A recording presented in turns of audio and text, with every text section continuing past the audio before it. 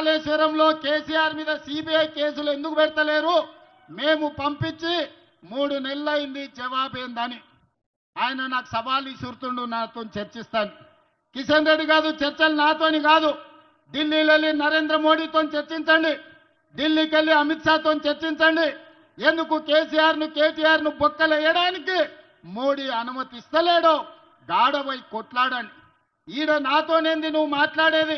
6 ఏళ్ల నుంచి నువ్వే మంత్రివే. మెట్రో రైలు ఎందుకు రాలేదు? గోదావరి జలాలకు నిధులు ఎందుకు ఇవ్వలేదు? మూసి అభివృద్ధి కోసం నిధులకు ఎందుకు అడ్డం పడుతున్నావు? RRR రింగ్ రోడ్డుకి ఎందుకు అడ్డం పడుతున్నావు? రేడియల్ రోడ్స్ కి ఎందుకు అడ్డం పడుతున్నావు? హైదరాబాద్ నగర ప్రజలకు చెప్పు.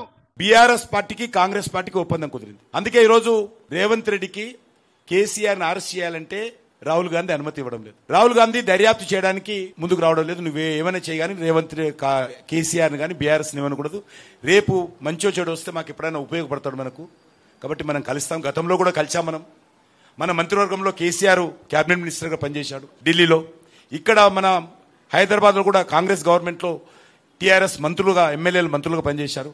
మనకు వాళ్లకు కొద్దిగా స్వతహాగా ఉన్నటువంటి సంబంధాలు ఉన్నాయి. కాంగ్రెస్ ఎన్నికల్లో కలిసి ఒప్పందాలు పెట్టుకున్నాం మనం. మీరు ఏం చేయొద్దని చెప్పి ఇవ్వకపోతే తప్పనిసరి పరిస్థితుల్లో ఏదో తన భారం రాహుల్ గాంధీ వద్దంటుండు కాబట్టి, రాహుల్ గాంధీ దర్యాప్తు చేయనిస్తలేడు కాబట్టి తప్పనిసరి పరిస్థితుల్లో ఈ ఒక్కదానికి మాత్రమే ఏదో జీవో చేసినట్టు ఈరోజు ఎట్లుంటుందంటే నటిస్తున్నాడు. ఈరోజు కాంగ్రెస్ పార్టీ బీఆర్ఎస్ పార్టీ పరిస్థితి లేకుంటే నువ్వు కొట్టినట్టు చేయి, నేను ఏడ్చినట్టు చేస్తానే విధంగా ఈ 2 పార్టీలు వ్యవహరిస్తున్నాయి.